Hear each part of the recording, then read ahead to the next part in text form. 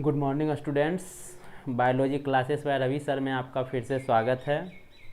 इससे पहले हम लोग रोग के बारे में पढ़ रहे थे, विभिन्न प्रकार के संक्रामक रोग के बारे में पढ़े थे, कुछ असंक्रामक रोग के बारे में भी पढ़े थे। आज का जो टॉपिक हम लोग का रहेगा वो रहेगा प्रतिरक्षा। यहाँ पे पहले लिख देते हैं, चैप्टर आपका है मानव स्वास्थ्य एवं रोग, और आज का जो भाग है वह है भाग 10। ठीक है, मानव स्वास्थ्य एवं रोग। आज का जो मेन टॉपिक आपका रहेगा प्रतिरक्षा। प्रति का मतलब है रोग के प्रति जो रक्षा करता है उसे प्रतिरक्षा कहा जाता है, जिसे अंग्रेजी में कहा जाता है इम्यूनिटी। जैसे कोरोना में आप लोग सुन रहे होंगे कि जिसका इम्यूनिटी पावर स्ट्रांग रहेगा उसको कोरोना कुछ नहीं कर सकता है। ऐसा क्यों बोला जाता है? तो ये हमारे रोग का प्रतिरक्षा होता है, इम्यूनिटी, जिसे एंटीबॉडी कहा जाता है। ठीक है, ये प्रतिरक्षा होता क्या है? तो आपको ये पता है कई प्रकार के जीवाणु एवं विषाणु हम लोग जनरल लाइफ में खाने के साथ भी प्रयोग कर लेते हैं, लेकिन उसका हमारे शरीर पे कोई प्रभाव नहीं पड़ता है। मतलब कुछ हानिकारक जीवाणु एवं विषाणु हम लोग भोजन के साथ भी प्रयोग कर लेते हैं, लेकिन उसका कोई प्रभाव, खतरनाक प्रभाव नहीं पड़ता है। क्यों? जीवाणु विषाणु हम अगर खा रहे हैं तो उसका तो हमारे शरीर के ऊपर प्रभाव पड़ना चाहिए, लेकिन हानिकारक प्रभाव नहीं पड़ पाता है। इसका कारण क्यों? इसका कारण क्या है? क्योंकि हमारे शरीर में इम्यूनिटी होता है, प्रतिरक्षा होता है। प्रतिरक्षा कहने का मतलब विभिन्न प्रकार के रोगाणुओं से हमें जो रक्षा या सुरक्षा प्रदान करता है। प्रतिरक्षा का मतलब है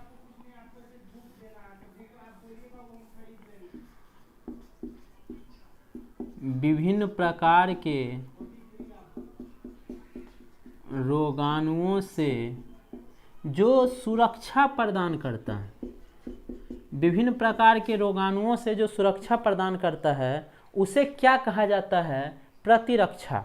अगर इसे परिभाषित करने के लिए ये कहा जाए कि ये होता किस में है, तो ध्यान दीजिएगा, विभिन्न प्रकार के रोगाणुओं से लड़ने के लिए यह पेड़ पौधों में भी पाया जाता है और जंतुओं में भी पाया जाता है।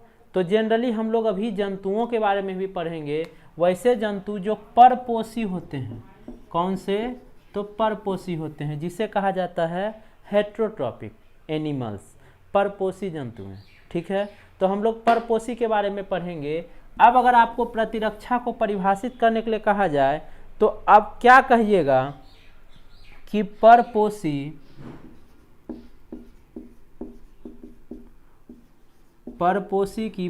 को अंग्रेजी में कहा जाता है होस्ट। परपोषी की रोगजनक जीवों से लड़ने की क्षमता, परपोषी की रोगजनक जीवों से लड़ने की, परपोषी की रोगजनक जीवों से लड़ने की क्षमता जो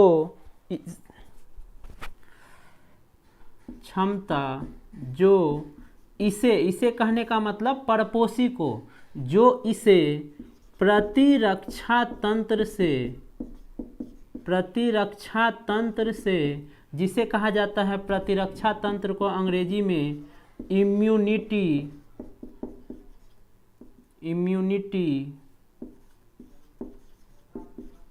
सिस्टम, प्रतिरक्षा तंत्र से प्राप्त होता है, प्रतिरक्षा तंत्र से प्राप्त होता है, प्रतिरक्षी कहलाता है, या तो प्रतिरक्षा कहलाता है। ध्यान दीजिएगा, इससे पहले जो भाग में हम लोग पढ़ रहे थे, पहले सभी भाग में तो हम लोग रोग के बारे में पढ़ रहे थे। अब हम लोग पढ़ेंगे, थोड़ा सा मिड में टॉपिक है, फिर कुछ रोग के बारे में भी आगे पढ़ाएंगे। तो अभी जो टॉपिक हम लोग पढ़ रहे हैं, ये पढ़ रहे हैं कि हमें रोगाणुओं से या तो रोगजनक से लड़ने के लिए हमारे शरीर में कुछ एंटीबॉडी पाए जाते हैं, या एंटीबॉडी का निर्माण होता है, उसे कहा जाता है प्रतिरक्षा। जो निर्माण कहाँ होता है या किससे हमें प्राप्त होता है? तो वो प्रतिरक्षा तंत्र से प्राप्त होता है, जिसे इम्यूनिटी सिस्टम कहा जाता है। ठीक है, इम्यूनिटी सिस्टम या प्रतिरक्षा तंत्र कहा जाता है। क्लियर है? अब यहाँ से अगर कहा जाए कि बताइए प्रतिरक्षा तंत्र कितने प्रकार के होते हैं, अगर आपसे कहे कि प्रतिरक्षा कितने प्रकार के होते हैं तो स्टार देकर लिखेंगे प्रतिरक्षा 2 प्रकार के होते हैं। क्या होता है? प्रतिरक्षा 2 प्रकार के होते हैं। प्रतिरक्षा 2 प्रकार के होते हैं। कौन कौन सा है? सबसे पहला है सहज प्रतिरक्षा, सहज प्रतिरक्षा, और दूसरा जो भाग है वह है उपार्जित प्रतिरक्षा। याद है हम आपको रोग के बारे में बताए थे कि उपस्थिति के आधार पर रोग 2 प्रकार के होते हैं। कौन कौन सा बताए थे? तो एक जन्मजात रोग बताए थे और दूसरा उपार्जित रोग बताए थे। कुछ याद आया होगा? एक जन्मजात रोग के बारे में बताए थे और दूसरा उपार्जित रोग के बारे में बताए थे। तो ध्यान दीजिएगा, उसी प्रकार से यहाँ सहज प्रतिरक्षा है और उपार्जित प्रतिरक्षा है। सहज प्रतिरक्षा का मतलब वह है कि शरीर में उपस्थित वैसे प्रतिरक्षा जो जन्म से पहले से ही उपस्थित हो, उसे सहज प्रतिरक्षा कहा जाता है। और सहज में उपस्थित वैसे या सहज में निर्मित वैसे प्रतिरक्षा जो जन्म के बाद निर्माण होता हो, उसे उपार्जित प्रतिरक्षा कहा जाता है। ठीक है, दोनों अलग अलग चीज है। तो अब हम लोग एक एक करके डिफाइन कहेंगे। सहज प्रतिरक्षा को अंग्रेजी में कहा जाता है इननेट इम्यूनिटी।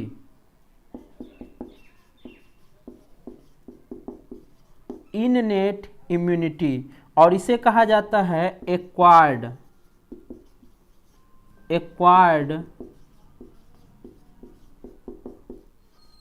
इम्यूनिटी। ठीक है, 2 प्रकार के प्रतिरक्षा होते हैं, सहज प्रतिरक्षा और उपार्जित प्रतिरक्षा। सहज प्रतिरक्षा किसे कहेंगे? तो वैसे शरीर में पाए जाने वाले वैसे प्रतिरक्षा जो जन्म से पहले से उपस्थित हो, सहज प्रतिरक्षा कहलाता है। और उपार्जित प्रतिरक्षा किसे कहेंगे?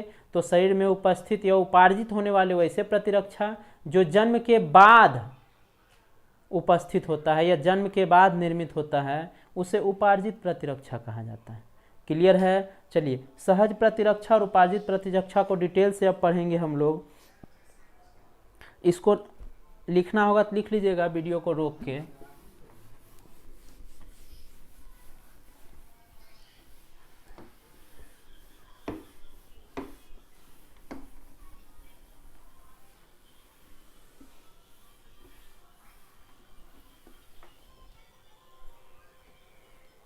चलिए, अब सबसे पहला क्या है? सबसे पहला हम आपको बताए थे सहज प्रतिरक्षा, जिसे क्या कहा जाता है? इननेट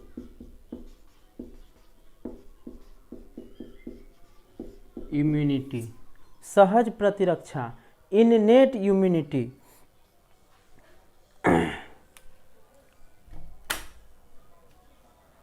सहज प्रतिरक्षा, इननेट इम्यूनिटी, इसका परिभाषित करने के लिए क्या कहेंगे इसको?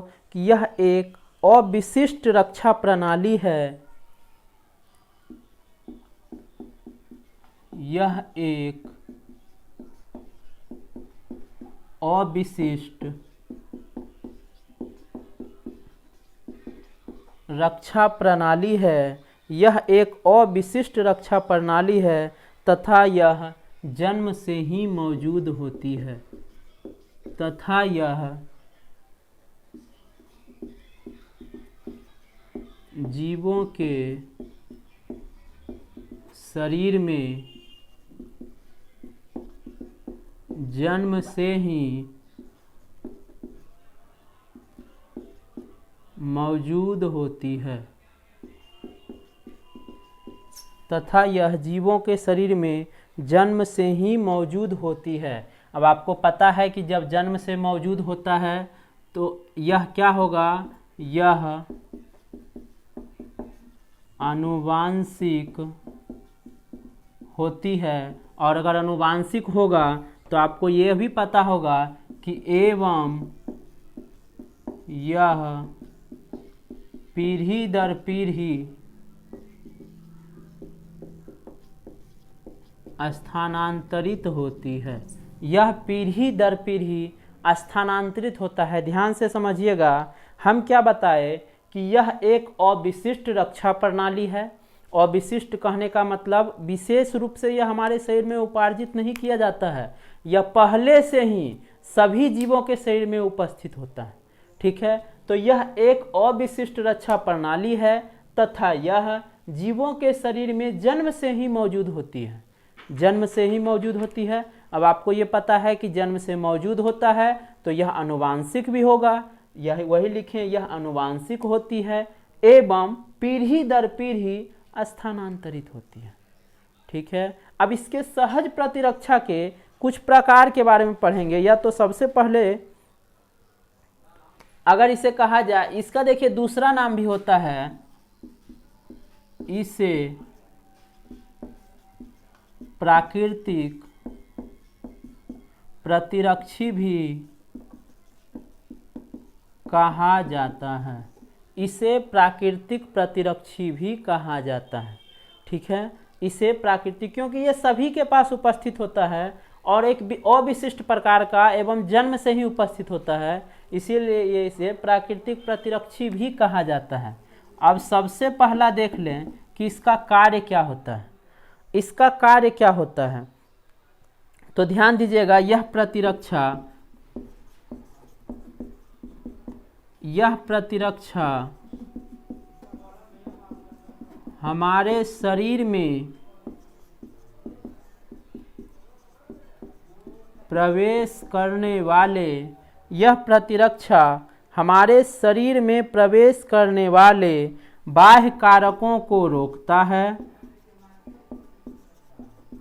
बाह्य कारकों को रोकता है व उन्हें नष्ट करता है, बाह्य कारकों को रोकता है व उन्हें नष्ट करता है। यह प्रतिरक्षा हमारे शरीर में प्रवेश करने वाले बाह्य कारकों को रोकता है व उन्हें नष्ट करता है। यह बाह्य कारकों के सामने,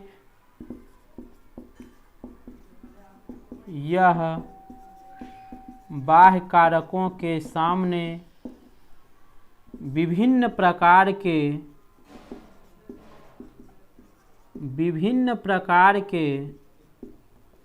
अवरोध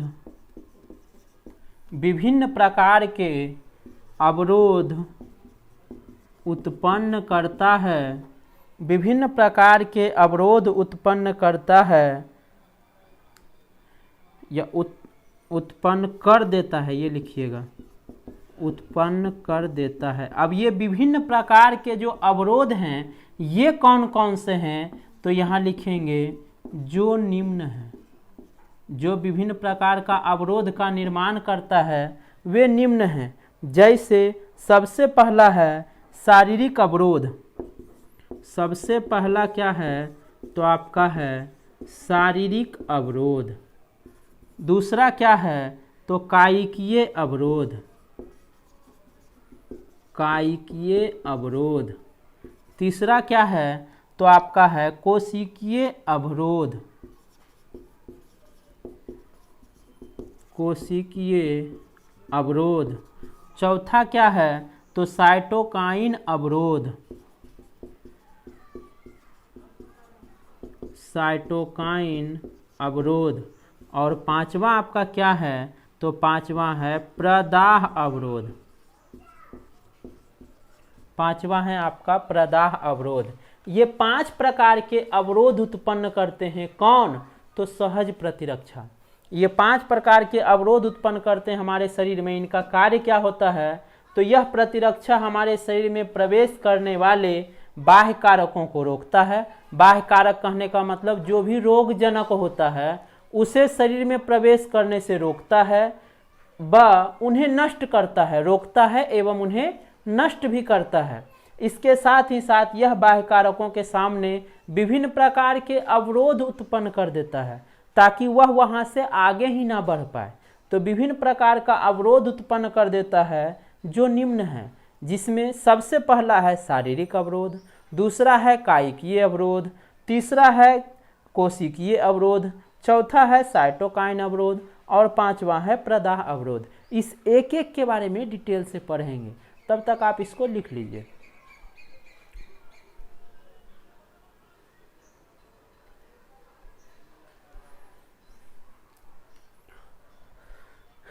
चलिए अब इसके आगे हम लोग बढ़ते हैं, पढ़ेंगे शारीरिक अवरोध के बारे में।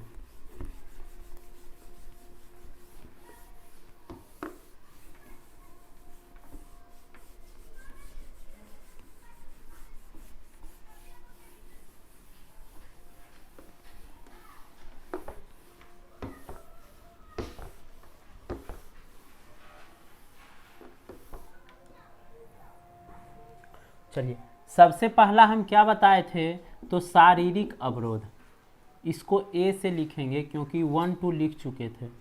तो सबसे पहला क्या था, तो सबसे पहला था शारीरिक अवरोध, जिसे अंग्रेजी में क्या कहा जाएगा, फिजिकल रेसिस्टेंस या फिजिकल बैरियर, बैरियर इसे कह देंगे, फिजिकल बैरियर, शारीरिक अवरोध। देखिए इसके नाम से ही पता चलता है, शारीरिक अवरोध कहने का मतलब क्या है कि अवरोध उत्पन्न करना, मतलब रुकावट लाना, ठीक है। जैसे हमारे शरीर का बाहरी त्वचा है, सबसे प्रमुख शारीरिक अवरोध है। कैसे, तो ये किसी भी रोगाणु को या रोगजनक को शरीर में प्रवेश करने से रोकता है।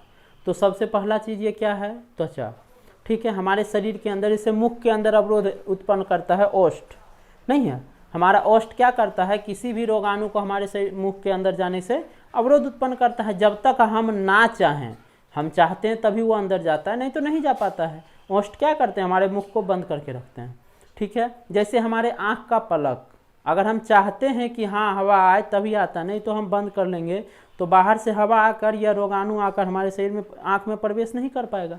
तो ये सब क्या है, शारीरिक अवरोध है, ठीक है। इसमें लिखिएगा डैश देकर, शारीरिक अवरोध में सबसे प्रमुख त्वचा है। इस अवरोध में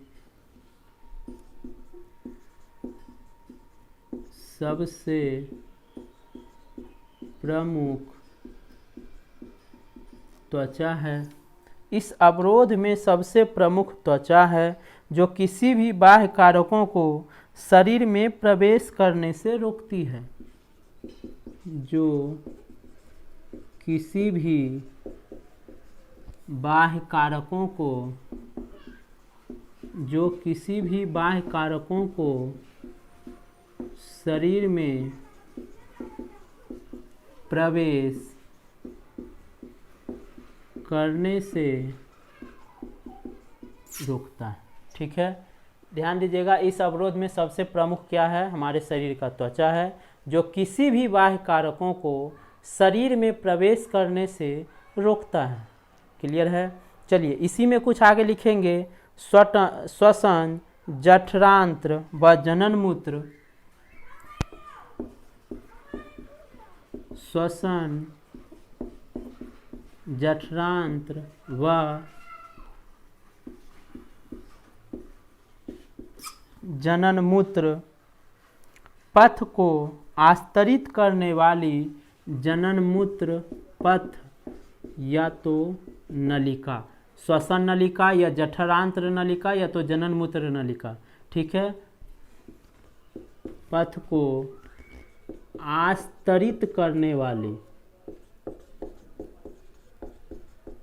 आस्तरित करने वाली श्वसन, जठरांत्र, जनन मूत्र पथ या नलिका को आस्तरित करने वाली एपिथीलिया को श्लेष्मा आले, एपिथीलियम वाली, एपिथीलियम की श्लेष्मा आलेय, जिसे अंग्रेजी में कहा जाता है म्यूकस कोटिंग, श्लेष्मा आलेय को कहा जाता है म्यूकस कोटिंग। श्लेष्मा आलेय बाह्य कारकों को शरीर में प्रवेश करने से रोकती है। बाली एपिथीलियम की श्लेष्मा आलेय बाह्य कारकों को शरीर में प्रवेश करने से रोकती है। ध्यान दीजिएगा क्या कह रहा है कि श्वसन तंत्र या श्वसन नलिका, जठरांत्र या जठर रस जिससे स्रावित होता है उसकी नलिका एवं जनन मूत्र की नलिका को आस्तरित करने वाली, आस्तरित मतलब उसको बनाने वाली या अंदर से जो बना हुआ होता है मांसल संरचना, वो आस्तरित करने वाली एपिथीलियम की श्लेष्मा आलेय, आलेय का मतलब होता है परत, तो वो परत किसकी होती है, श्लेष्मा परत जो होती है वो एपिथीलियम की होती है। ये क्या करता है, बाह्य कारकों को शरीर में प्रवेश करने से रोकता है। ये क्या था आपका शारीरिक अवरोध। ध्यान दीजिएगा शारीरिक अवरोध में सबसे प्रमुख त्वचा है। इसके अलावा हमारी जो भी नलिका होती है जो सीधे बाहर से कनेक्ट होती है, जैसे हमारा जनन मूत्र होता है या तो जनन अंग में वेजिना होता है या फिर आप वेजिना ले सकते हैं, वेजिना होता है। इसके अलावा हमारा जो श्वसन नलिका होता है, इसके अलावा जो हम लोग भोजन ग्रहण करते हैं और वहाँ से अवशोषित होता है जठर रस के ऊपर में, ये सभी के आस्तरित करने वाली इस पे जो एपिथीलियम की श्लेष्मा आलेय पाई जाती है वह बाह्य कारकों को शरीर में प्रवेश करने से रोकती है। ये था हमारा पहला भाग शारीरिक अवरोध। ठीक है, अब इसके बाद जो दूसरा भाग हम लोग पढ़ेंगे, तो दूसरा भाग के बारे में हम लोग पढ़े थे कि इसे कहा जाता है कायिकीय अवरोध। इसे क्या कहा जाता है, कायिकीय अवरोध, जिसे अंग्रेजी में कहा जाता है सोशोलॉजिकल बैरियर।